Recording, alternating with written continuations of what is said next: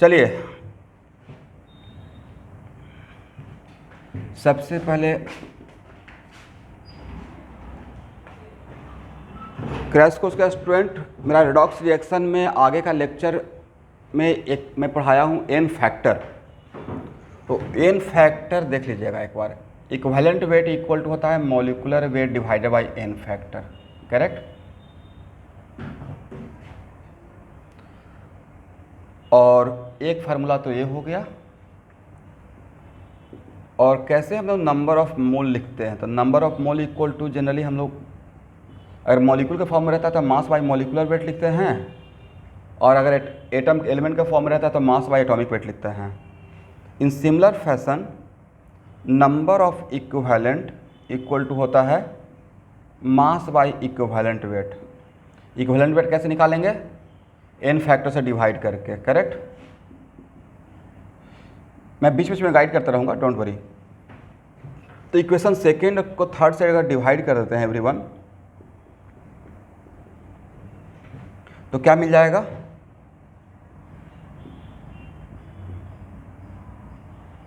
Number of mole divided by number of equivalent equal to क्या हो जाएगा? Equivalent weight by, बोलिए, molecular weight. और इक्विवेलेंट वेट के लिए क्या था student?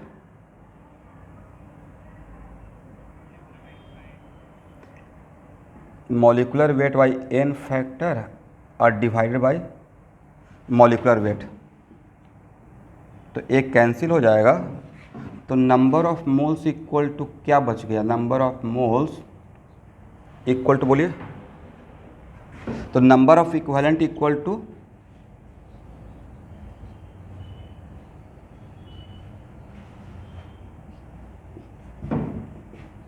N factor into number of moles, correct ना। यहां तक आ जाइए।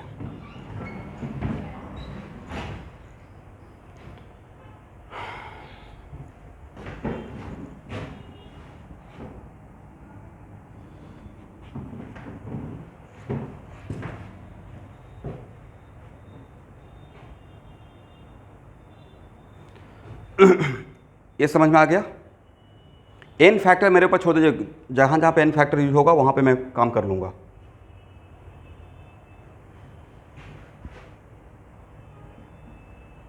अब देखिए, आप बहुत आसान सा एग्जाम्पल एक समझाने के लिए लेते हैं।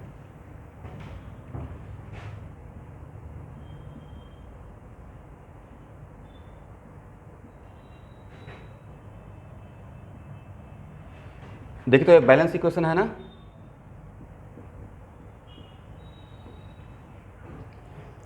ओके, तो एन फैक्टर का है कि अगर किसी बैलेंस इक्वेशन में जहाँ पे इलेक्ट्रॉन इन्वॉल्व है, चाहे एक्सचेंज हो रहा है, ये तो हाफ रिएक्शन है, बट फुल रिएक्शन में हम लोग बोलेंगे नंबर ऑफ इलेक्ट्रॉन एक्सचेंज।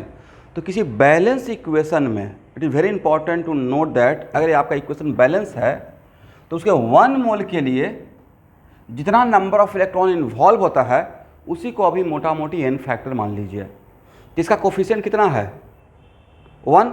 तो इसका 1, और कोफिशिएंट जनरली क्या रिप्रेजेंट करता है? नंबर ऑफ मोल। तो इसका 1 के लिए कितना इलेक्ट्रॉन है स्टूडेंट? 2। दैट्स वाई इसका एन फैक्टर कितना मान लीजिएगा? 2। ऐसा तो इसमें पॉजिटिव यूनिट ऑफ चार्ज से भी पता कर लेते हैं। इसका कोफिशिएंट कितना है? 1। इसके लिए कितना इलेक्ट्रॉन इन्वॉल्व है? 2। तो इसका भी एन फैक्टर कितना रहेगा? तो भाई इस केस में प्रोडक्ट साइड का एन फैक्टर जानना ज़्यादा जरूरी है, क्योंकि हम लोग रेडॉक्स रिएक्शन में एरो के लेफ्ट साइड का एन फैक्टर जानते हैं, like n factor of oxidising agent, n factor of reducing agent. But products हम लोग को सो मेनी टाइम्स इलेक्ट्रोकेमिस्ट्री में how much amount of mass deposited at cathode और एनोड, ये सब भी निकालना रहेगा। तो उस केस में हम लोग को इस तरफ का भी जानना है, करेक्ट एवरीवन। एक एग्जाम्पल तो मैंने ए ले लिया। मान लेते हैं कि एक मैं हाइपोथेटिकल एग्जाम्पल ले रहा हूं एवरीवन।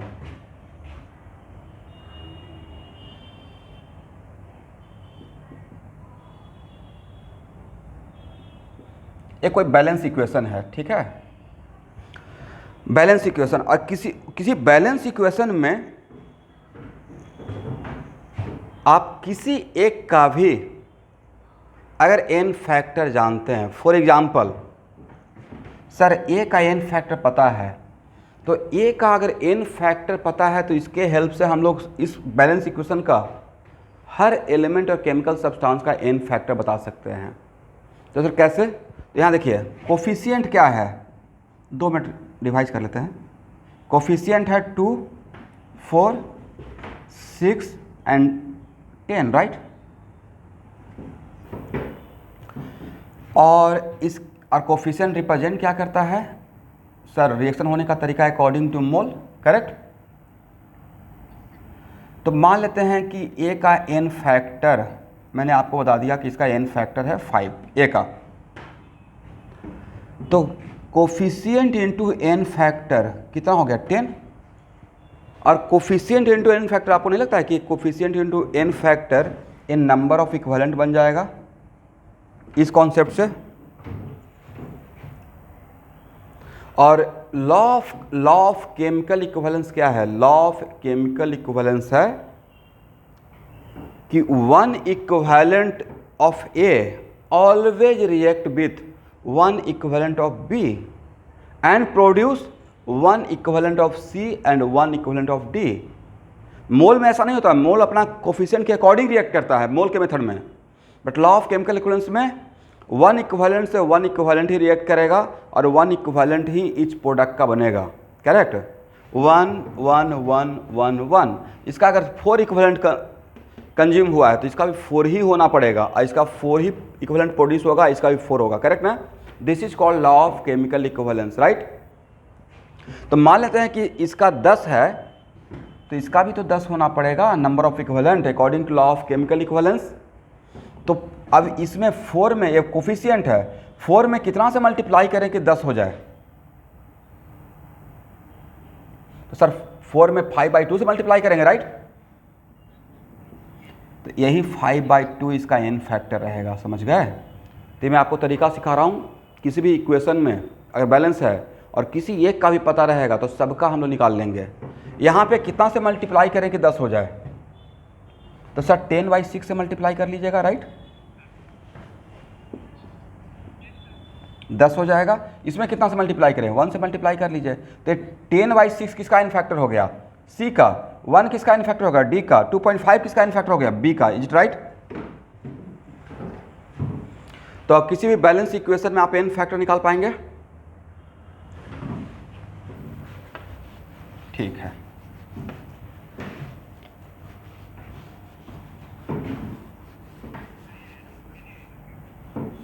नहीं, ये तो इसी पे तो पूरा काम होगा इलेक्ट्रोकेमिस्ट्री का, फैराडे लॉ में। रेडॉक्स के लिए नहीं है ये, मतलब जनरल एक मैं बात बताया, ऐसा तो हम लोग पढ़े हैं रेडॉक्स में। हाँ, नहीं, it is not only for redox, it is valid for all situation, इसलिए इसमें मैंने इलेक्ट्रॉन नहीं दिखाया है। It is valid for all situation, right. Law of chemical equivalence सिर्फ रेडॉक्स के लिए नहीं दिया गया है। Law of chemical equivalence, law of chemical equivalence है, उसमें बोला गया है वन इक्विवेलेंट से वन इक्विवेलेंट से वन इक्विवेलेंट से वन इक्विवेलेंट, इधर और रिएक्शन रेडॉक्स हो या नॉन रेडॉक्स हो, ठीक है। For example acid base reaction non redox रहेगा, उसमें भी अप्लाई होगा, वहां भी तो हम लोग नॉर्मेटिव में आप ये बात पढ़े हैं, राइट।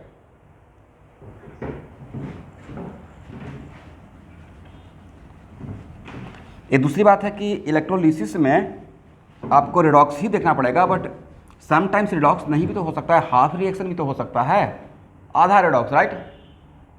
तो हर जगह के लिए वैलिड रहेगा। मान लेते हैं एक और एग्जांपल लेते हैं।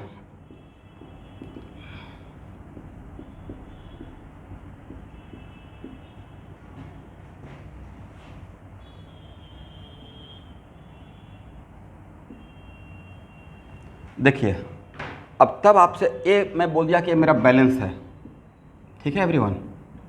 एक हाइपोथेटिकल रिडक्शन का रिएक्शन मैंने आपके सामने लिया, अब तब आपसे पूछ रहा हूँ ए का एन फैक्टर क्या रहेगा। तो अभी जस्ट बताए थे कि अगर बैलेंस है तो जितना इलेक्ट्रॉन इन्वॉल्व रहेगा, चाहे वो गेन हो, लॉस हो या एक्सचेंज हो, इलेक्ट्रॉन इन्वॉल्व का 3 ही टर्म आप बोल सकते हैं, चौथा तो बोलेंगे नहीं। या तो गेन मतलब रिडक्शन वाला स्टेप, या तो लॉस ऑक्सीडेशन वाला स्टेप, और नहीं तो एक्सचेंज पूरा ऐड करने वाला, right, redox, complete redox, correct ना। तो अगर बैलेंस रहेगा और तब उस केस में मैं इसका एन फैक्टर पूछ रहा हूँ, तो एन फैक्टर के लिए क्या बोले थे, नंबर ऑफ इलेक्ट्रॉन पर मॉलिक्यूल। तो इसके लिए कितना रहेगा, 4 के लिए 6 चाहिए, तो एक के लिए कितना 1.5। इसके लिए कितना रहेगा स्टूडेंट, इसका 6 के लिए 6 इलेक्ट्रॉन यहाँ पे इन्वॉल्व है, right, very good, n factor 1 रहेगा इसका, करेक्ट। तो अब तो निकल जाएगा एन फैक्टर, इतना से मेरा काम चल जाएगा।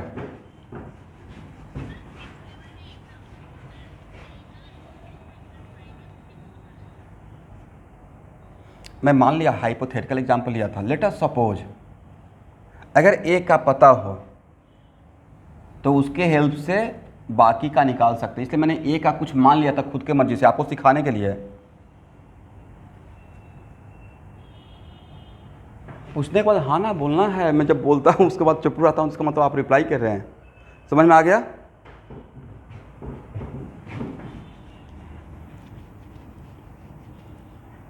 बच्चे कुछ ऐसे करते हैं ना, जैसे कुछ एक होता था, जैसे कोई रास्ते में चल रहे हैं, किसी को बुलाए और मैं इधर चला गया, क्वेश्चन पूछने के बाद जब समझा दिया, हाँ सर ओके गॉट इट, मतलब समझ में आ गया है, एक एटलीस्ट कम से कम बोलना है, क्योंकि आप तो सामने हो नहीं क्लास में कि मुझे समझ में आ जाएगा।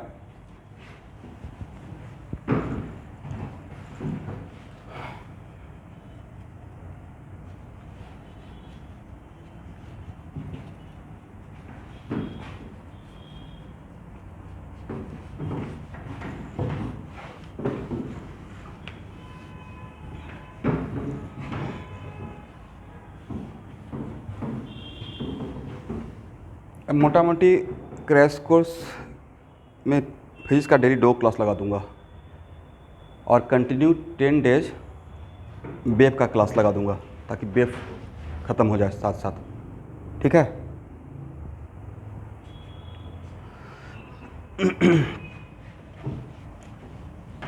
चलिए स्टूडेंट,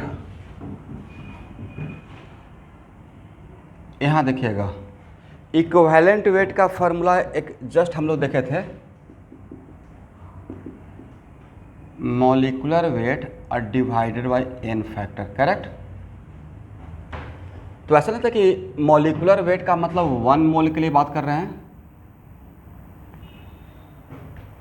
मॉलिक्यूलर वेट का मतलब कितना मोल का, 1 मोल का, राइट,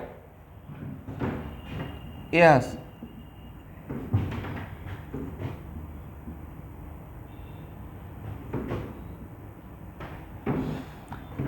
यहां देखिए बैलेंस है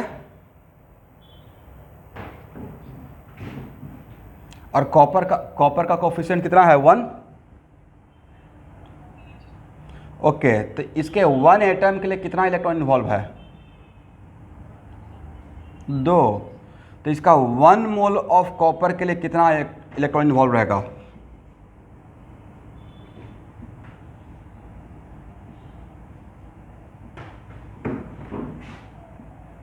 नंबर ऑफ इलेक्ट्रॉन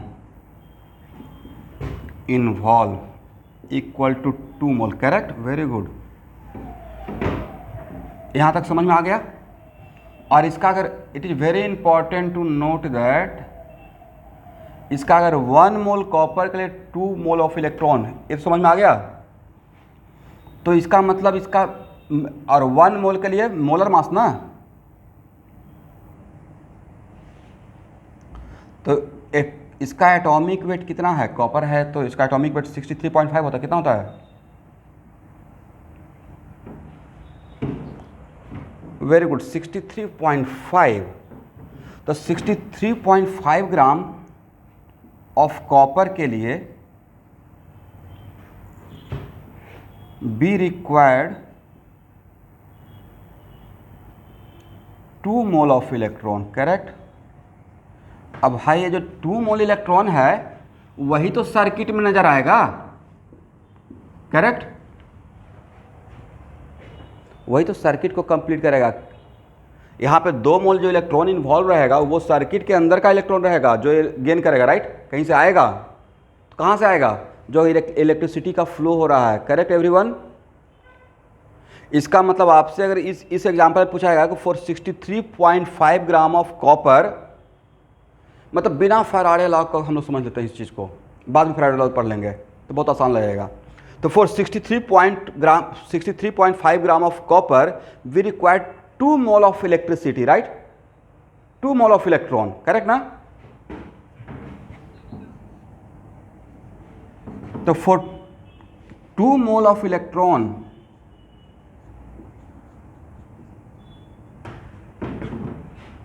का में टोटल चार्ज कितना रहेगा?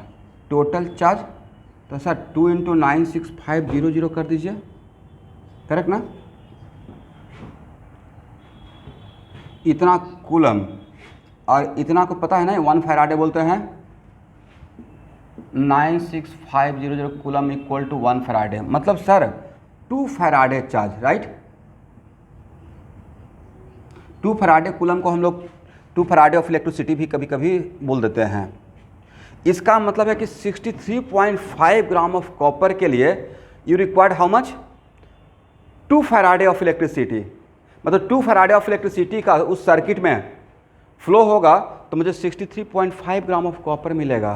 किसी को प्रॉब्लम? Okay, very good. अब यहाँ देखिए कॉपर का एन फैक्टर कितना था यहाँ पे?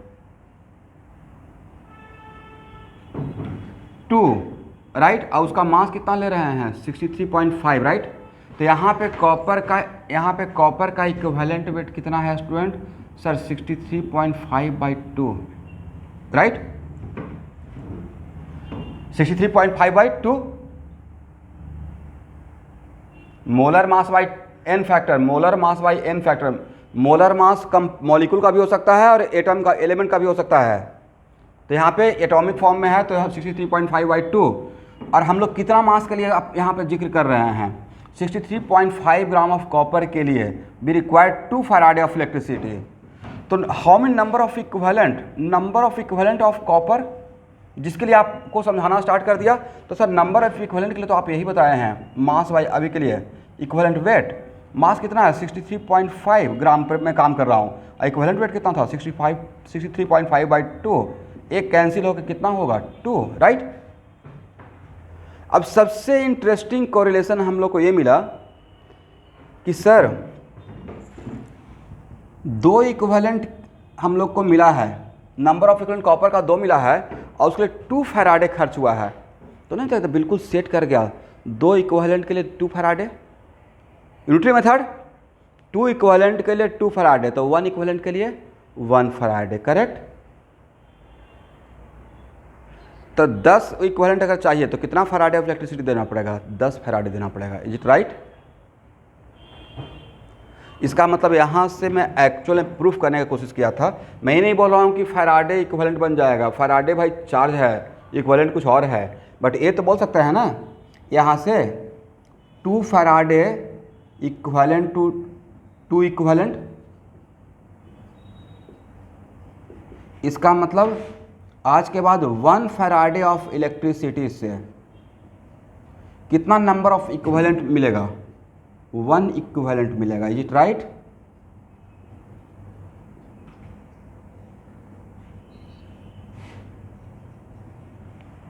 यहां तक आ जाइए।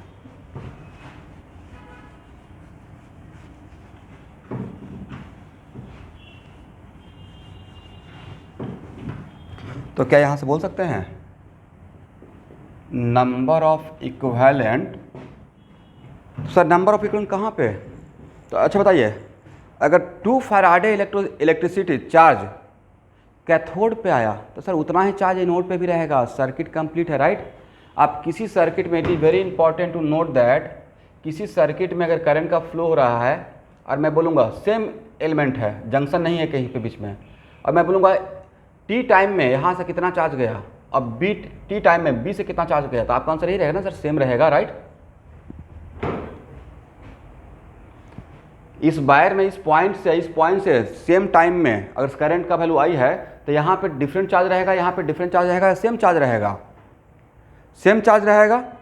दिस इज द रीजन कि कैथोड पे या एनोड पे डिफरेंट अमाउंट ऑफ चार्ज रहेगा या सेम अमाउंट ऑफ चार्ज रहेगा? सेम अमाउंट ऑफ चार्ज रहेगा, राइट।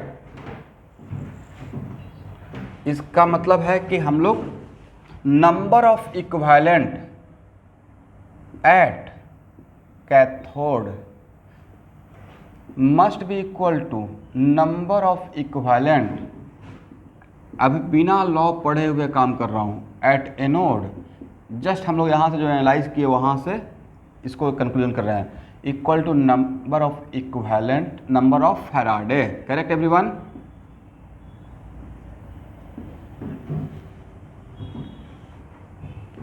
इसको लिखिए fast. Number of equivalent at cathode must be equal to number of equivalent at anode must be equal to number of Faraday.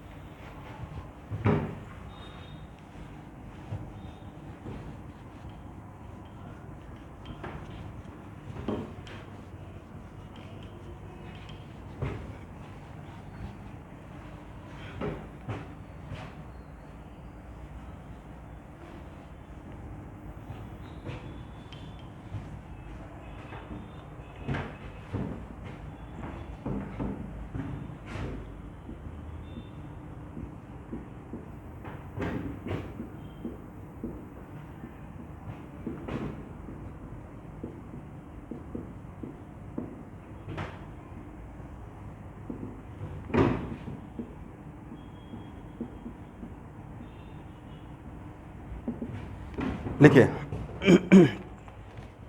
यहाँ तक समझाने के बाद, the amount of any substance deposited at a particular electrode, the amount of any substance deposited at a particular electrode is directly proportional to quantity of electricity,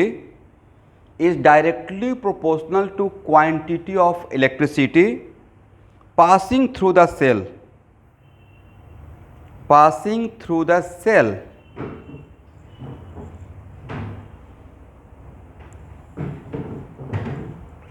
the amount of any substance deposited at a particular electrode is directly proportional to the quantity of electricity passing through the cell।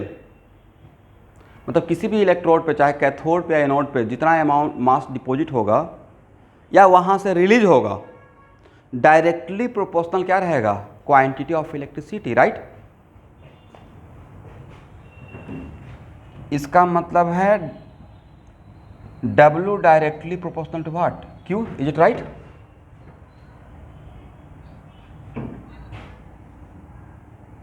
और कोई बोलेगा नहीं, W directly proportional to IT। दोनों में से कौन ज़्यादा correct है? एक ही बात है ना, बोलते ही नहीं है भाई। लिख सकते हैं ऐसे गलती से I/T, बट यहाँ पे मेंशन करना पड़ेगा। सर ये तो लिख तो सकते हैं, लेकिन देख लीजिएगा करंट कांस्टेंट रहेगा तभी लिख पाएंगे, राइट। और करंट कांस्टेंट नहीं रहेगा तब क्या करेंगे सर? तब यहाँ से करेंगे I/dt लेकर इंटीग्रेट करेंगे, राइट। चलिए, तो W directly proportional to Q और इसी को हम लोग W directly proportional to IT। तो यहाँ पे W इक्वल टू क्या लिख सकते हैं? Z इंटू Q, जहाँ पे Z क्या है? कांस्टेंट। पहले तो भाई ये बोलेंगे constant of proportionality, which is also known as constant of proportionality. बोलने से कुछ कॉन्फिडेंस मिलेगा कि कांस्टेंट प्रोपोर्शनलिटी का मतलब ये ना W पर डिपेंड करेगा ना ये Q पर डिपेंड करेगा, राइट। ये किसी और फैक्टर पर डिपेंड करेगा। और यहाँ से बोलेंगे W इक्वल टू ZIT, दोनों को साथ साथ लेके चल रहे हैं, ठीक है। यहाँ तक आइए, यहाँ तक सबको समझ में आ गया? Very good. इसको इक्वेशन फर्स्ट में बना लेते हैं, सेकंड बना लेते हैं। अब अगर Q इक्वल टू 1 कूलम कर दें, इसका मतलब कोई पूछेगा Z है क्या, तो Z है अमाउंट ऑफ सब्सटेंस जिसके लिए काम कर रहे हैं, amount of substance by for passing 1 coulomb of charge. मैं नहीं बोल रहा, यहाँ पे Q इक्वल टू अगर 1 कूलम पुट कर देते हैं तो क्या W इक्वल टू Z हो जाएगा, राइट? इसका मतलब Z क्या है, तो सर जिसको हम लोग नाम देने वाले हैं Z का हम लोग नाम देते हैं, क्या नाम बोले थे student? Electrochemical equivalence, right?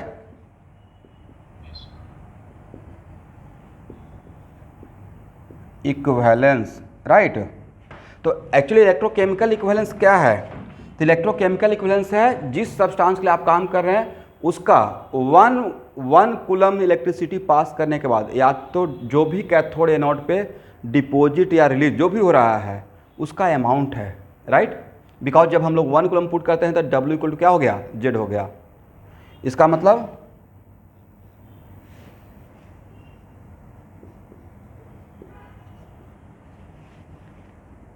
Z is the mass when 1 coulomb of electricity passing through it. Is it right? Okay क्या यहाँ से हम लोग ये बोल सकते हैं कि when current equal to 1 ampere and time equal to 1 second, यहाँ से तब भी तो एक ही बात है ना, 1 ampere into 1 second equal to 1 coulomb. तो डिफरेंट सेंस होगा या सेम सेंस? कहीं कहीं पे ऐसे दिया रहेगा, कहीं कहीं पे ऐसे दिया रहेगा, दोनों का मतलब एक ही है। यहाँ तक आ जाइए।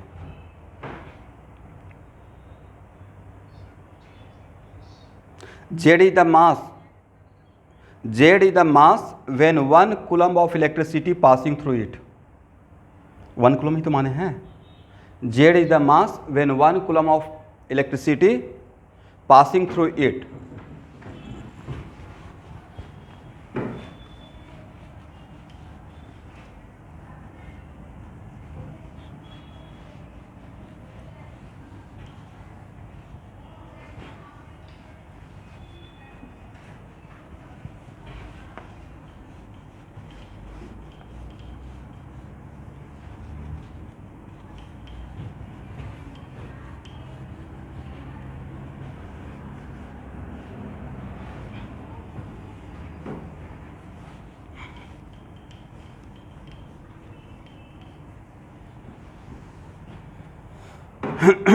यहाँ देखिए,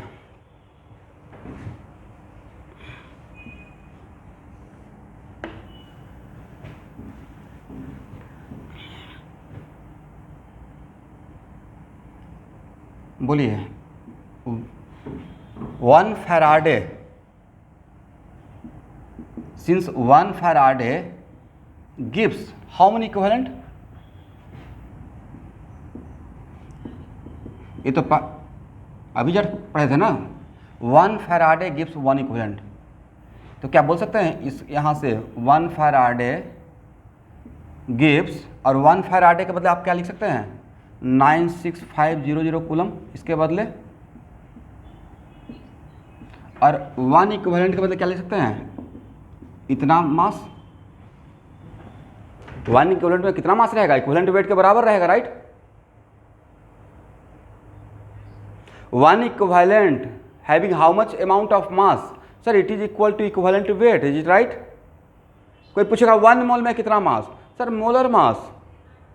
तो 1 इक्विवेलेंट में कितना मास, इक्विवेलेंट वेट के बराबर मास, राइट। तो आप हम लोग यहाँ पे अभी जस्ट देखे थे 1 इक्विवेलेंट गिव्स 1 इक्विवेलेंट, इसको ऐसे थोड़ा सा तोड़ कर लिख रहे हैं, वो इतना कूलम गिव्स इतना मास, राइट। देयरफॉर 1 कूलम गिव्स कितना मास, इक्विवेलेंट वेट। इक्विवेलेंट वेट को मैं ई से रिप्रेजेंट कर रहा हूँ, इक्विवेलेंट वेट मान लेते हैं ई। तो 1 कूलम से कितना मास, सर EY9650 राइट। और 1 कूलम से जितना मास मिलता है उसी को तो आप जेड बोल रहे हैं अकॉर्डिंग टू दिस कॉन्सेप्ट। तो भाई जेड होता है किसी भी सब्सटेंस का जेड का वैल्यू आज के बाद उसका इक्विवेलेंट वेट डिवाइडेड बाय 96500। किसी को प्रॉब्लम? अब यहाँ से कॉन्फिडेंस मिल गया sir. Is it electrochemical equivalent is constant for all substances या it vary from substance to substance? ये वेरी करेगा। वजह सर हर सब्सटेंस का इक्विवेलेंट वेट सेम नहीं रहेगा राइट। जिसका इक्विवेलेंट वेट ज़्यादा रहेगा उसका इलेक्ट्रोकेमिकल इक्विवेलेंस का वैल्यू ज़्यादा रहेगा, जिसका इक्विवेलेंट वेट कम रहेगा उसका इलेक्ट्रोकेमिकल इक्विवेलेंस का वैल्यू कम रहेगा राइट। तो ऐसा ऑब्जेक्टिव आ जाएगा, 3 सब्सटेंस रहेगा और उसमें इलेक्ट्रोकेमिकल इक्विवेलेंट का ऑर्डर पूछा जाएगा। तो जिसका इक्विवेलेंट वेट ज़्यादा, मतलब कहने का मतलब है J directly proportional to E। तो यहाँ से अगर E1 greater than E2 greater than E3 मान लेते हैं तो sir Z1 also greater than Z2 greater than Z3। Is it right? चलिए पुट कर दीजिए।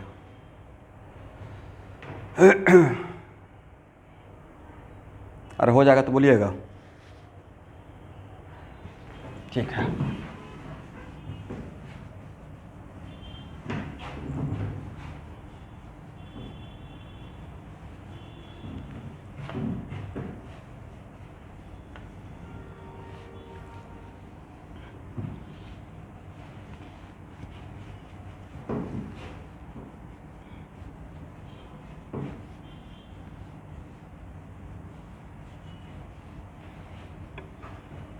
नहीं जेई मेन का डेट निकल कर अच्छा हुआ है। इसके पीछे का वजह है बच्चे बेचारा बिल्कुल पजल हैं। भाई जो भी करना है कर लो, कम से कम कुछ तो प्लान करेंगे। और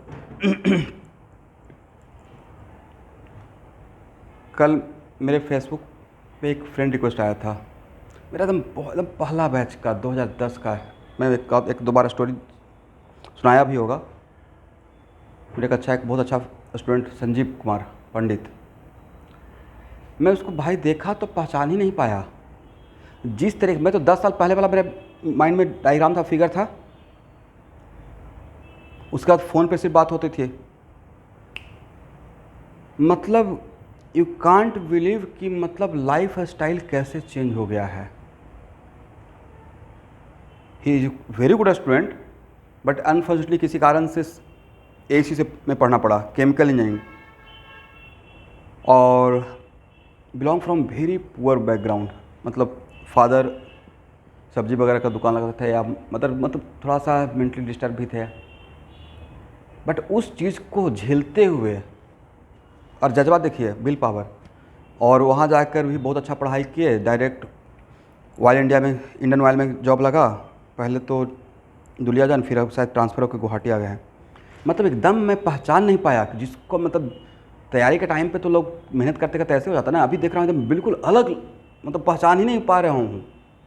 तो ये होता है, इसलिए बहुत सक्सेस मिल जाएगा। तो ये अभी अपने बारे में नहीं सोचना है कैसा दिख रहा हूँ, क्या होगा। एक बार सही रास्ते पे पहुँच गए, सही जगह पे, चेंज 5 साल लगता है अपने आप को चेंज करने में, लाइफ स्टाइल, रहने का तरीका। और वह इंडियन ऑयल में अगर जॉब लगा है तो बहुत अच्छा खासा सैलरी भी होगा, कम से कम तो 12-13 लाख प्लस में ही होगा। मोर देन दैट बहुत इंसेंटिव मिलता है वहाँ पे अलग अलग चीज़ का। यहाँ देखिए, तो हम लोग का फार्मूला था W = Z × Q। Is it right? आज Z का वैल्यू कितना हो गया?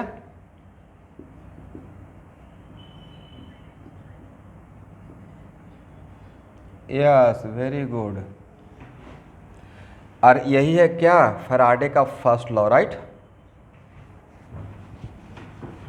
अब it is very important to note that अगर फैराडे का सेकेंड लॉ नहीं भी आता तो फर्स्ट लॉ से काम चल जाता। ये फार्मूला समझ में आ गया? मैंने बस जेड का वैल्यू लाके पुट कर दिया, राइट?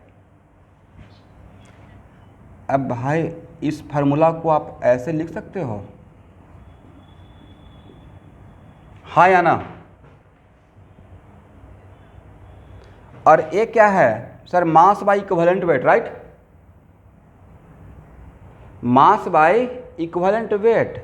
अरे क्या है, टोटल चार्ज बाई 96500, तो टोटल चार्ज बाई 96500, इसी को तो बोलते हैं नंबर ऑफ फैराडे, राइट। तो इधर हो गया क्या, नंबर ऑफ फैराडे, इधर क्या हो गया, number of equivalent, is it right. तो number of equivalent equal to number of faraday. Actual में फैराडे का फर्स्ट लॉ का सीम यही है, थ्योरी यही है, इज इट राइट। तो जो फैराडे का फर्स्ट लॉ था वो मैंने बिना फर्स्ट लॉ पढ़ाए हुए पहले ही कवर कर लिया, राइट।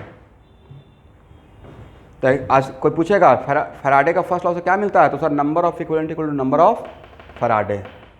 इस तो ये यहाँ देखिएगा, ये इलेक्ट्रोलिसिस में प्रॉब्लम सॉल्विंग में ब्रह्मास्त्र का काम करेगा। सर कैसे भाई, इतना बढ़िया तो है, फैराडे दे देंगे इक्विवेलेंट पूछ लेंगे, और इक्विवेलेंट दे देंगे फैराडे पूछ लेंगे, करेक्ट। अब इतना भी खुश होने का रिक्वायरमेंट नहीं है। अगर इक्विवेलेंट दे देंगे तो उसमें आपको करंट का वैल्यू पूछा जाएगा for a given time interval में। आपको ऐसा दिया जाएगा 1 आवर में इतना इक्विवेलेंट, 1 आवर में इतना इक्विवेलेंट, और करंट का वैल्यू कांस्टेंट है, तो कितना करंट का वैल्यू है। तो कोई बात नहीं है, नंबर ऑफ इक्विवेलेंट से नंबर ऑफ फैराडे निकालेंगे, और नंबर ऑफ फैराडे से क्या टोटल चार्ज निकल जाएगा, और टोटल चार्ज निकल जाएगा, उसको इस फॉर्मूला लगा देंगे I इंटू टी, यहाँ से I निकल जाएगा Q बाई टी। समटाइम्स क्या रहेगा, करंट दे दूंगा, करंट दिया रहेगा प्रॉब्लम में, पहले सुन लीजिए, करंट दिया रहेगा प्रॉब्लम में और टाइम दिया रहेगा, करेक्ट ना। और तब पूछा जाएगा कि गिवन सब्सटेंस का कितना मास डिपॉजिट होगा। तो कोई बात नहीं सर, करंट टाइम से चार्ज निकाल लेंगे, चार्ज से नंबर ऑफ फैराडे निकाल लेंगे, नंबर ऑफ फैराडे से नंबर ऑफ इक्विवेलेंट निकाल लेंगे, और नंबर ऑफ इक्विवेलेंट पता चल गया तो कहानी खत्म। Mass equal to what, n mass equal to number of equivalent into equivalent weight, right. मतलब ऐसे उल्टा पुल्टा करके क्वेश्चन को सेट किया जाएगा, लेकिन मेन थीम तो यही है ना सॉल्विंग का, number of equivalent equal to number of Faraday. Clear, चलिए वेरी गुड। अब यहां देखिए, it is very important to note that किसी न किसी के घर में तो एसी लगा हुआ होगा। चलिए, समटाइम्स ऐसा था कि एकदम बिल्कुल जब एसी का एकदम बिल्कुल आज सर्विसिंग कर दी है तो कुछ दिन तक बहुत कूलिंग करेगा, राइट। और जब थोड़ा डस्टिंग होते रहता है, समझने के लिए नहीं डस्टिंग हो गया, थोड़ा सा ये हो गया, डस्ट वहाँ पे एक्यूमुलेट हो गया, जमा हो गया, तो मेरा इलेक्ट्रिसिटी तो उतना ही खर्च हो रहा है, कूलिंग नहीं कर रहा है, राइट। बोलिए भाई, मतलब कहानी भी सुनते तो हाँ ना कुछ नहीं। चलिए, इसका मतलब सर आपका बिल जा रहा है, इलेक्ट्रिसिटी जा रहा है, लेकिन काम नहीं हो रहा है, तो हम लोग क्या बोलते हैं, एसी का एफिशिएंसी कम हो गया, खर्च उतना ही हो रहा है लेकिन कूलिंग ही नहीं कर रहा, राइट। तो सर इसका बोलने का क्या मतलब है आपका, भाई इसका जो बोल रहे हैं तो ऐसे ही कहानी नहीं बनाता हूँ, प्रॉब्लम में कहीं पर नजर आएगा। तो मान लेते हैं कि आपने बिल्कुल फ्रेश इलेक्ट्रोड लिया था, राइट, इलेक्ट्रोड बिल्कुल फ्रेश था, नया था, करेक्ट ना। उस टाइम पे जितना फैराडे इलेक्ट्रिसिटी भेज रहे थे उतना इक्विवेलेंट मिल रहा था। सम टाइम्स के बाद ऐसा हो सकता है कि आप फैराडे सेम भेज रहे हैं, बट जितना आप फैराडे भेज रहे हैं तो आपके पेपर पे एक्सपेक्टेशन उतना ही रहेगा कि मैंने 10 फैराडे का इलेक्ट्रिसिटी खर्च किया तो मुझे कंपनी में प्रोडक्शन मुझे 10 इक्विवेलेंट का मिलना चाहिए, राइट। तो it is very important to note that अगर 10 फैराडे भेज रहे हैं तो क्या 11 मिलेगा, 10 फैराडे से 11 इक्विवेलेंट मिलेगा क्या। और अगर इक्विवेलेंट मिल जाएगा तो आपको फिर नेक्स्ट नोबेल प्राइज आप फैराडे के बदले आप ही को मिलेगा। फिर इधर 10 फैराडे से 10 फैराडे से मैक्सिमम 10 इक्विवेलेंट ही मिलेगा, राइट। अदरवाइज फैराडे का लॉ रॉन्ग हो गया ना, इसका नाम दिया गया है first law of Faraday, right. इसका मतलब है 10 फैराडे ऑफ इलेक्ट्रिसिटी से मैक्सिमम एक्सपेक्टेशन आप कितना कर सकते हैं, 10 इक्विवेलेंट ही कर सकते हैं सर, मैक्सिमम, राइट। लेकिन आपने 10 फैराडे पास किया इलेक्ट्रिसिटी और इक्विवेलेंट मिला 8, ऐसा हो सकता है। वजह आपका इलेक्ट्रोड का प्लेट थोड़ा पुराना हो गया, राइट, या कहीं कहीं पे होल हो गया, करेक्ट ना, तो बाकी एनर्जी क्या हो रहा है, वेस्ट हो रहा है, जितना भेज रहे हैं उससे कम मिल रहा है।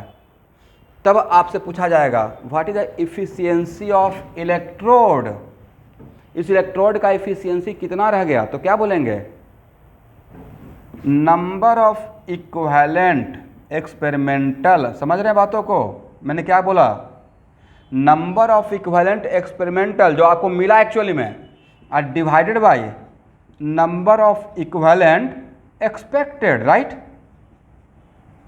एंड 200 आपका भाई एक्सपेक्टेशन क्या रहता, सर जितना इलेक्ट्रिसिटी खर्च करें, जितना फैराड है उतना मुझे मिलना चाहिए था according to this law, right.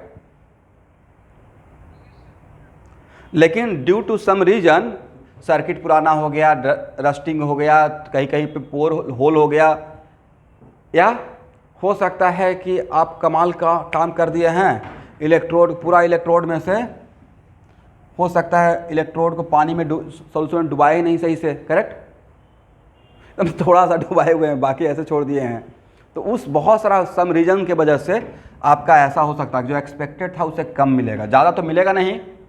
तो इसको number of equivalent experimental divided by number of equivalent expected into 100, इसको क्या नाम देंगे, electrode efficiency, correct, yes, percentage of electrode efficiency, correct ना। इस पे आएगा भाई क्वेश्चन, ठीक है, ऐसा भी हो सकता है, लिख लीजिए, हो गया, चलिए, याद रहेगा, नहीं याद रहने का तो कोई उपाय है ही नहीं।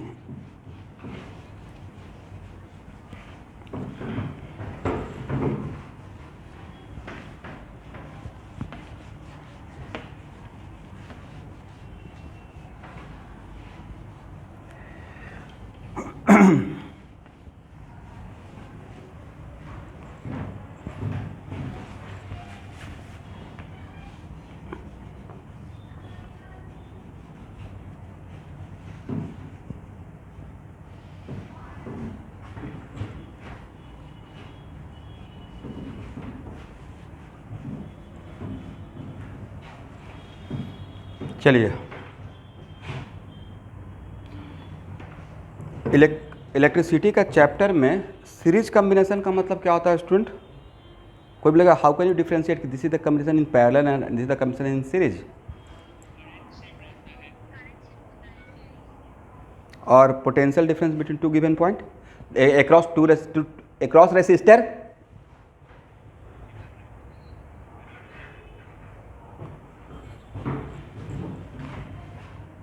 पक्का,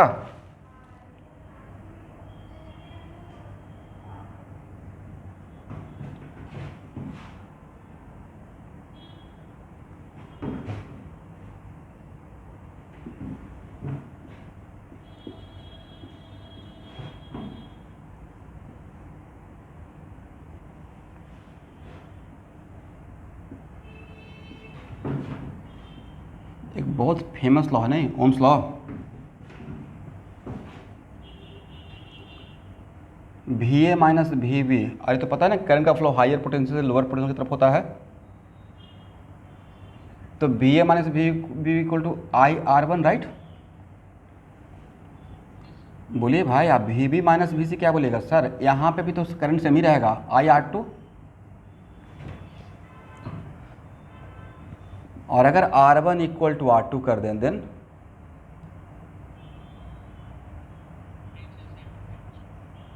पोटेंशियल डिफरेंस, बोलिए पोटेंशियल नहीं, पोटेंशियल तो किसी एक पॉइंट का बोलते हैं, यस, तो एक्चुअली थोड़ा सा मैं आपको कंफ्यूज करने की कोशिश कर रहा हूँ, बट कंफ्यूज नहीं होना है। तो आपने सीरीज कॉम्बिनेशन को बोला कि सर करंट सेम रहेगा लेकिन potential difference across the resistor different होगा, provided resistor having different value, right, अगर रेसिस्टर का वैल्यू सेम रहेगा तो पोटेंशियल डिफरेंस भी क्या रहेगा, उस रेसिस्टर के अक्रॉस डिफरेंट रहेगा, राइट। फिर पैरेलल का, यस, मैंने बोला कि इन सीरीज कम्बिनेशन में करंट का वैल्यू जो भी दो रेसिस्टर, जो भी कोई भी एनी टू रेसिस्टर अगर सीरीज में है तो उसके अक्रॉस करंट का वैल्यू सेम रहता है, but across the resistor potential difference may और may not be equal, because अगर आर रेसिस्टर का value R1 equal to R2 कर दे, आप खुद सोचिए ना, R1 इक्वल टू R2 कर दे तो नहीं लगता VA minus VB equal to VB minus VC हो जाएगा, वैल्यू डिफरेंस सेम रहेगा। इसलिए हम लोग जो पूरा होता है क्या कि हम लोग रटा रटाए बात बोलते रहते हैं, रुकने का कोशिश करना है कि अच्छा ये बोल रहे हैं लेकिन अगर ऐसा होगा तो कैसा होगा। ओके, सीरीज में करंट तो सेम रहेगा लेकिन potential difference across the resistor different रहेगा, प्रोवाइडेड रेसिस्टर का वैल्यू डिफरेंट हो। अगर सेम रहेगा तो सेम भी हो सकता है। तो सर फिर डिफरेंस क्या रहेगा पैरेलल के साथ? पैरेलल के साथ डिफरेंस रहेगा, पैरेलल का क्या डिफरेंस जानते हैं आप? पैरेलल का सर डिफरेंशन रहता है, it is very important. Current का वैल्यू सर, करंट का वैल्यू डिफरेंट रहता है, आप यही बोलिएगा ना, करंट का वैल्यू क्या रहेगा? Different, right. और पोटेंशियल डिफरेंस सेम रहेगा, नहीं? तो VA minus VB equal to यहाँ, और ये पता है ना कि दो सर्किट में दो पॉइंट के बीच में potential difference just like displacement, मतलब displacement between two given point does not depend on path, it only depends on initial point and final point, is it right? In similar fashion, potential difference across two given point in the circuit also independent of path. इधर से जाएं या इधर से जाएं, potential difference पक्का same ही मिलेगा, right? तो इधर से गए तो कितना मिला? I1 R1, और इस रास्ते से गए तो कितना मिला? I2 R2, right? मतलब I1 R1 equal to I2 R2, correct ना? बट भाई यहाँ भी अगर R1 इक्वल टू R2 हो जाए, क्या हो जाए? नहीं, अगर एक मिनट, R1 इक्वल टू अगर R2 हो जाए तो करंट भी सेम हो सकता है, राइट? तो सर आज आप कंफ्यूज कर रहे हैं कितना बढ़िया से रटा होता है, कोई बात नहीं है। तो डिफरेंस है, डिफरेंस ये है कि यहाँ पे पैरेलल में इस रेसिस्टर का हायर पोटेंशियल और इस रेसिस्टर का हायर पोटेंशियल का पोटेंशियल कॉमन पोटेंशियल होता है, राइट? इस रेसिस्टर का लोअर पोटेंशियल, इस रेसिस्टर का लोअर पोटेंशियल, दोनों का लोअर पोटेंशियल का पोटेंशियल भी सेम पॉइंट पे रहता है और कॉमन पोटेंशियल होता है, is it right? But series में इस रेसिस्टर का हायर पोटेंशियल ए है और इस रेसिस्टर का हायर पोटेंशियल बी है, तो क्या दोनों का हायर पोटेंशियल का पोटेंशियल कॉमन पोटेंशियल है? नहीं है। तो these are the basic difference, correct? चलिए, एनीवे ज़्यादा बात नहीं करेंगे, नहीं तो स्टार्ट हो जाएगा फिर करंट इलेक्ट्रिसिटी।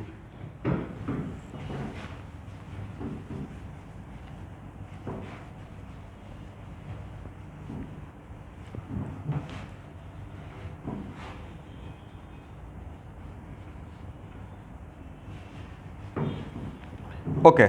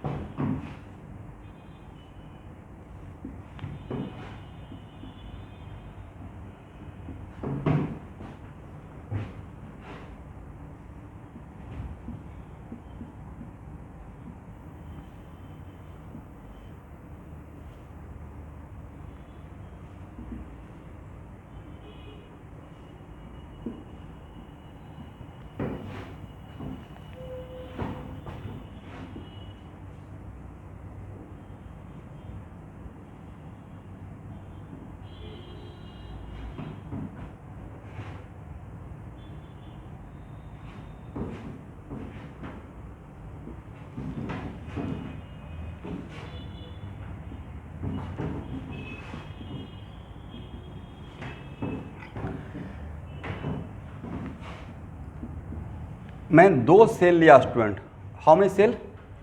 दो इलेक्ट्रोलिटिक सेल लिया है, right? Cell first, cell second, and both cell are connected in series. Sir connect क्यों सीरीज? तो यहाँ से जो करंट का फ्लो होगा I, यहाँ भी तो करंट का फ्लो रहेगा I, राइट? और यहाँ भी क्या रहेगा I, और फिर यहाँ से क्या रहेगा I, करेक्ट ना? और यहाँ से वापस फिर क्या रहेगा I, इसका मतलब पूरा कंप्लीट सर्किट में सेम करंट का वैल्यू है, राइट। और इस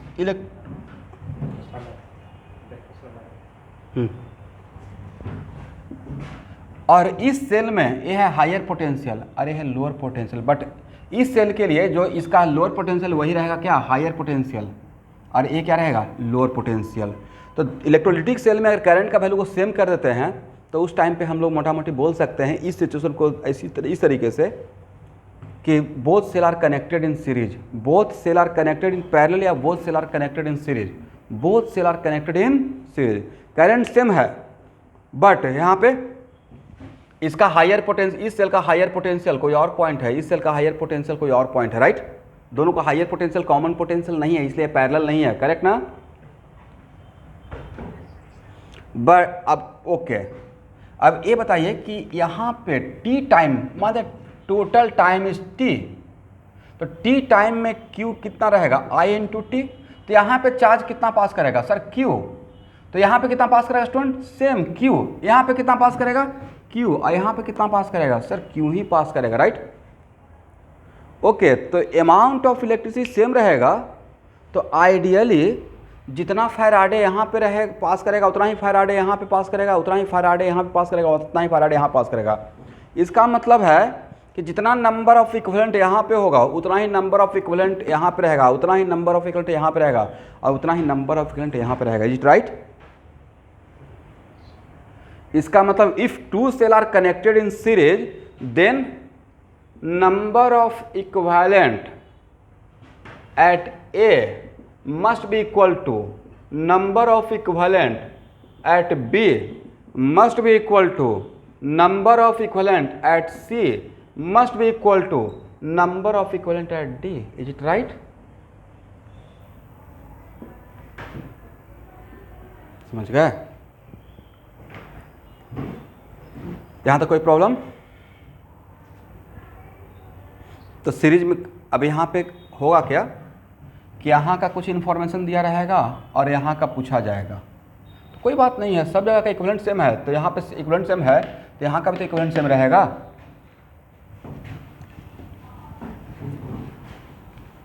और क्वेश्चन में मेंशन क्या रहेगा कि there are two electrolytic cell and both are connected in series. इसको हटाएं,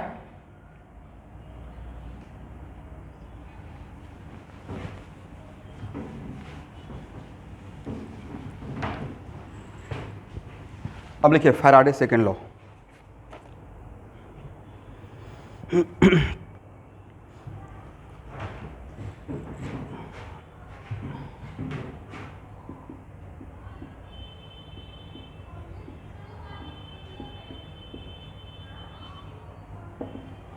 देखिए the amount of different substance, the amount of different substance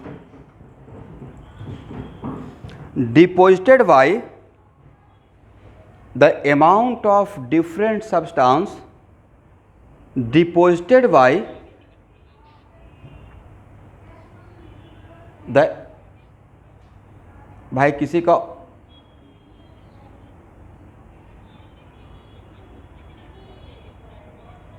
कैसे काम चलेगा भाई, किसी का ऑडियो ऑन हो गया है, प्लीज बंद करो।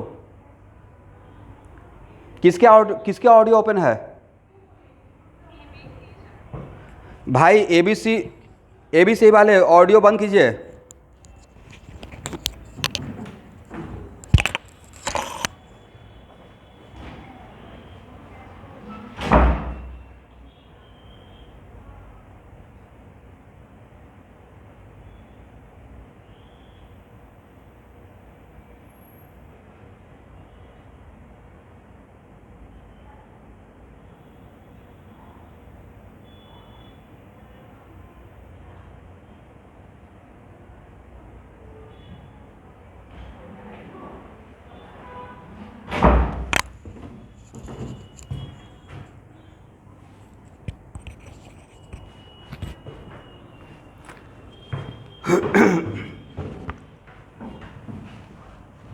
लिखिए the amount of different substance deposited bye, the amount of different substance deposited bye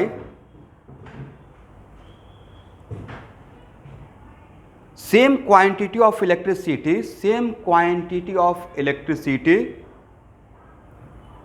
directly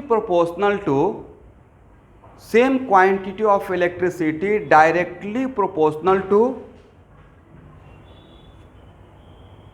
their respective equivalent weight.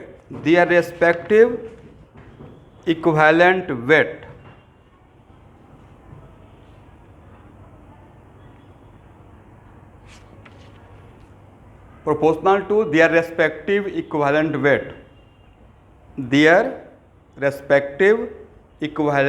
weight. यहाँ देखिए, ये ऑलरेडी आप काम कर चुके हैं।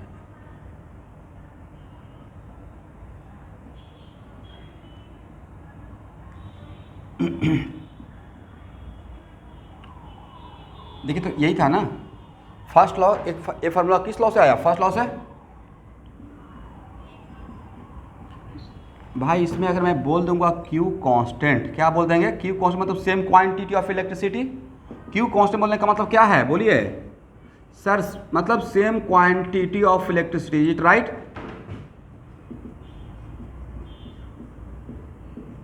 Same quantity. तो अगर Q कांस्टेंट कर दें तो राइट हैंड साइड में वेरिएबल के नाम पे बचा कौन? E।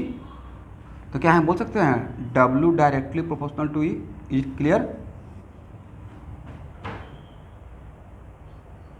तो इन्हें था कि फर्स्ट लॉ से ही सेकेंड लॉ बन जाता सर। यहाँ पे अगर Q को कांस्टेंट करते तब मास डायरेक्टली प्रोपोर्शनल टू क्या रहता? इक्विवेलेंट वेट रहेगा। Is it right? उसी को सेकेंड लॉ बोल दिया गया है। करेक्ट ना? इसका मतलब, लेकिन एक कब बोलेंगे? जब Q कांस्टेंट रहेगा। Okay everyone? तो क्या बोल सकते हैं?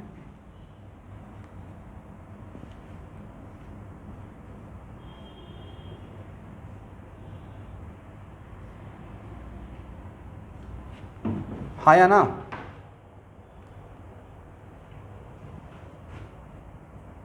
भाई y डायरेक्टली x, तो y1 by y2 equal to बोलते हैं ना x1 बाई x2। लेकिन ये बोलने के लिए it is very important to note that what is keeping constant? Q is keeping constant. Is it right? अब यहाँ देखिए, मैं ऐसे लिखा था mass at anode divided by mass at cathode. A stand for anode, क्योंकि उसी के लिए हम लोग को काम करना है मोटा मोटी। Mass at anode divided by mass of cathode equal to equivalent weight at equivalent weight of anode, जो एनोड पे जिसका रिएक्शन हो रहा है, divided by equivalent weight of cathode का सब्सटेंस। राइट? और ऐसा, और ये होना भी चाहिए। एनोड पे और कैथोड पे अमाउंट ऑफ इलेक्ट्रिसिटी डिफरेंट रहेगा या सेम ही रहेगा? जितना इलेक्ट्रिसिटी एनोड पे रहेगा जाएगा, उतना ही इलेक्ट्रिसिटी कैथोड के थ्रू अक्रॉस जाएगा। Right?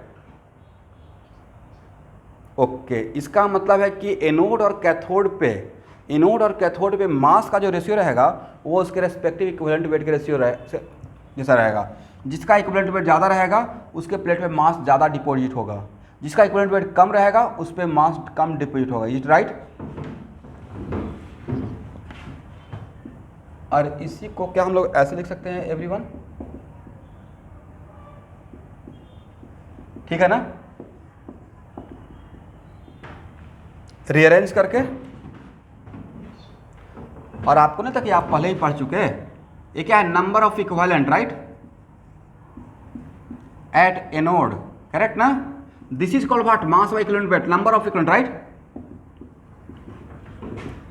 Number of equivalent at cathode. तो ये तो पहले से ही पता था कि जितना कैथोड पे नंबर ऑफ इक्विवेलेंट डिपॉजिट या रिलीज होगा उतना ही एनोड पे होगा, बिकॉज एनोड और कैथोड के लिए नंबर ऑफ फैराडे सेम रहता है। राइट?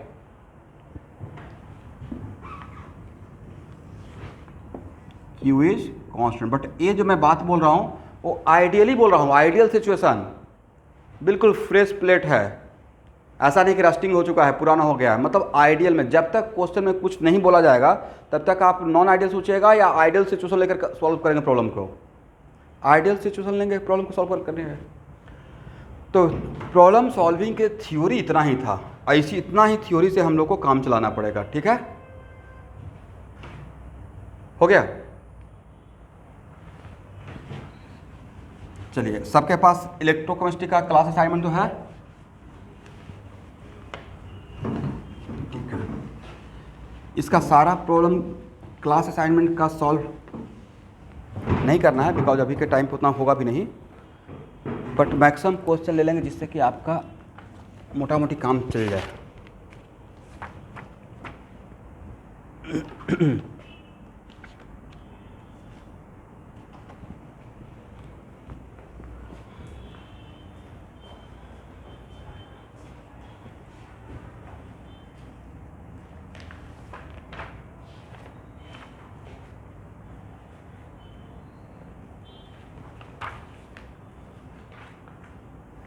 आप लोग अपना क्लास असाइनमेंट में देखें तो इलेक्ट्रोलिसिस का कोई है चैप्टर?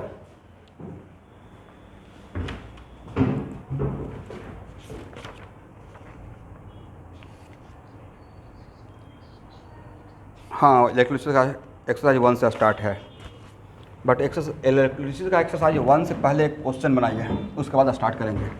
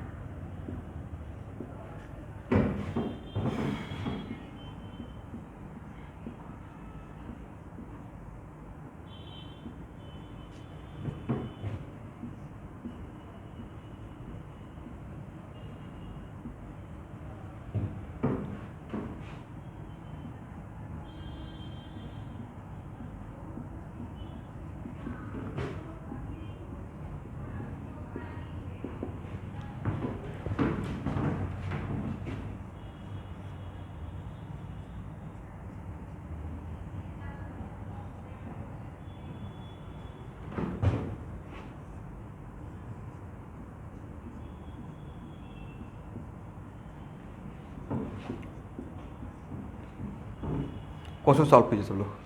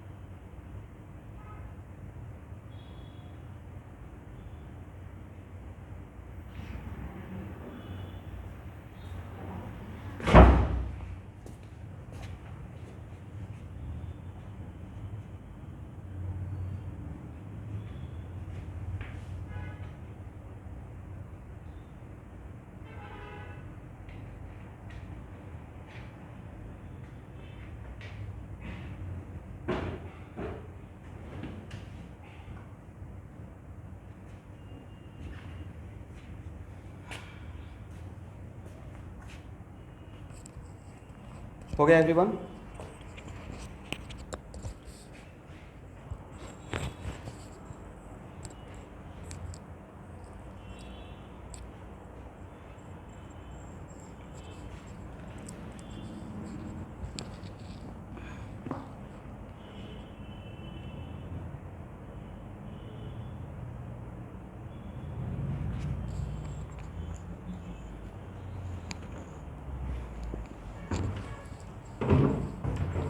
हेलो स्टूडेंट,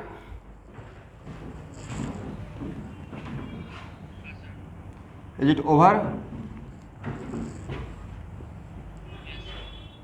कितना आंसर है?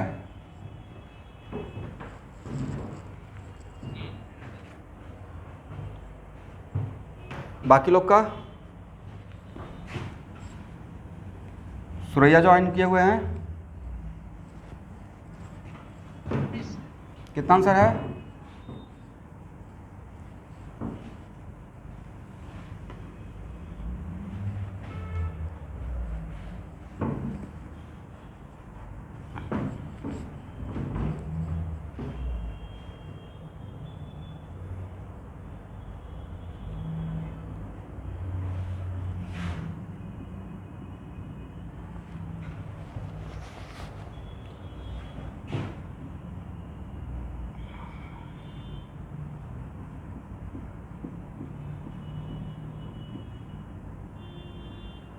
यहाँ इसमें नाइट्रोजन का ऑक्सीडेशन नंबर आप निकाल बता पाएंगे?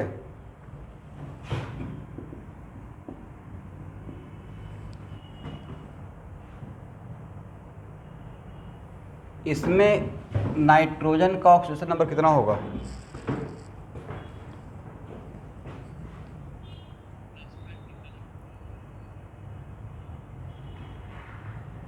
+5।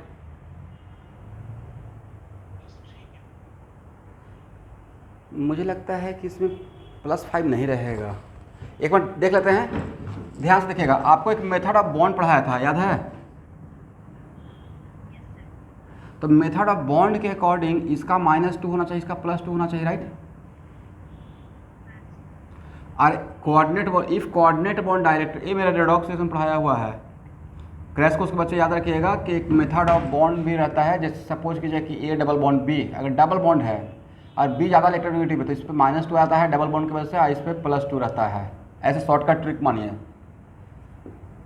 और A कोऑर्डिनेट बॉन्ड B और B का इलेक्ट्रोनेगेटिव A से अगर ज़्यादा रहता है तो 1 कोऑर्डिनेट बॉन्ड की वजह से इस पर -2 देते हैं, इस पर +2 देते हैं।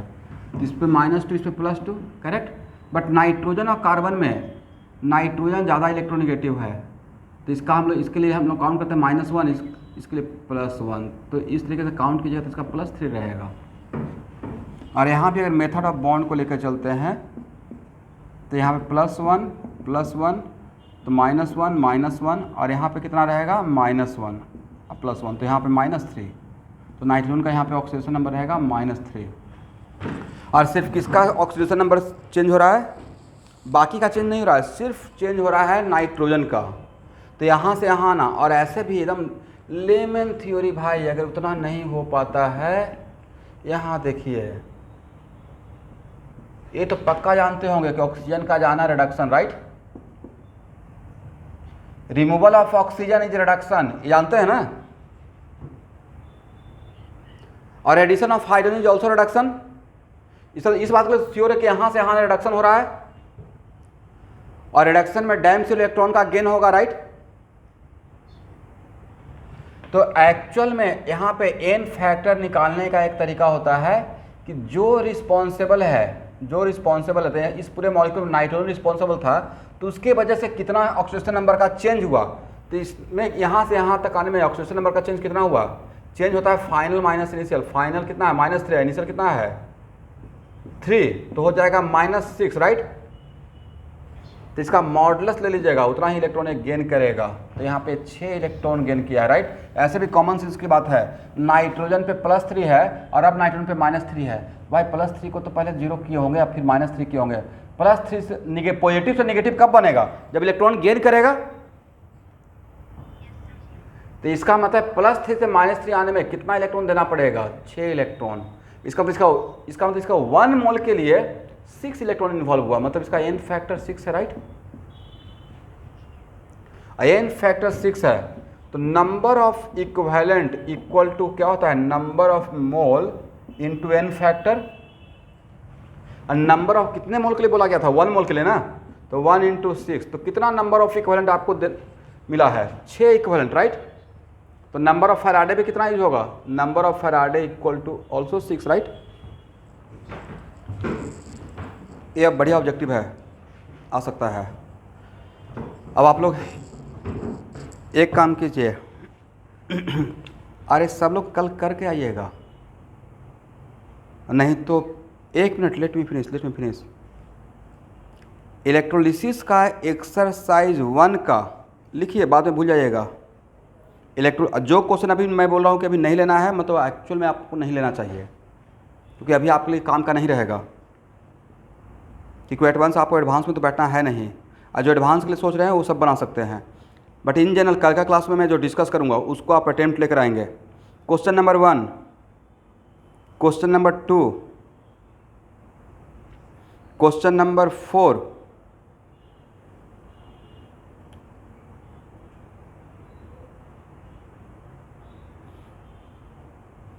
क्वेश्चन नंबर 6,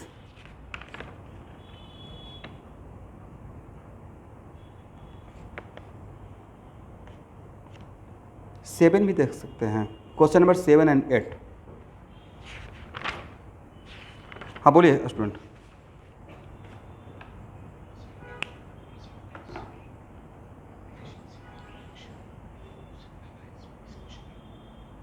इसमें तो 100% एफिशिएंसी हो गया ना, जब तक नहीं बोला गया है तब तक मतलब मैं 100% मान के काम कर रहा हूँ, राइट। परसेंटेज ऑफ एफिशिएंसी का काम तभी कीजिएगा जब क्वेश्चन का डिमांड रहेगा। तो जो मैं क्वेश्चन लिखवाया हूँ उसमें कहीं ना कहीं परसेंटेज ऑफ एफिशिएंसी का भी क्वेश्चन है, ठीक है। और अगर मैं आज सीरीज सेल पढ़ाया हूँ, सीरीज सेल बोला हूँ, तो सीरीज सेल का भी क्वेश्चन उसमें मिल जाएगा, करेक्ट। तो जितना भी क्वेश्चन आपको बोले हैं उस क्वेश्चन को कम से कम तो एटलीस्ट हर क्वेश्चन पे 2 या 3 मिनट या 5 मिनट टाइम देकर देखिएगा, और 1 या 2 क्लास के अंदर इस टॉपिक को बाइंड अप करने वाला हूँ। और बाकी आपको 2 या 3 लेक्चर का प्लेलिस्ट फाइल शेयर करूँगा, वो कंप्लीट कंडक्टेंस का रहेगा, प्लीज़ उसको फॉलो करके लिख लीजिएगा, देख लीजिएगा, ठीक है, टाइम निकाल कर। तो मैं इस टॉपिक का डिस्कशन करने के बाद कंडक्टेंस आपके लिए छोड़कर दूसरे चैप्टर में इन करूँगा। Okay everyone, thank you. कल मैं किसी से डाउट नहीं पूछूंगा, कल डायरेक्ट मैं सॉल्व करूंगा, ठीक है, इसलिए आप प्लीज अटेम्प्ट लेकर आइएगा।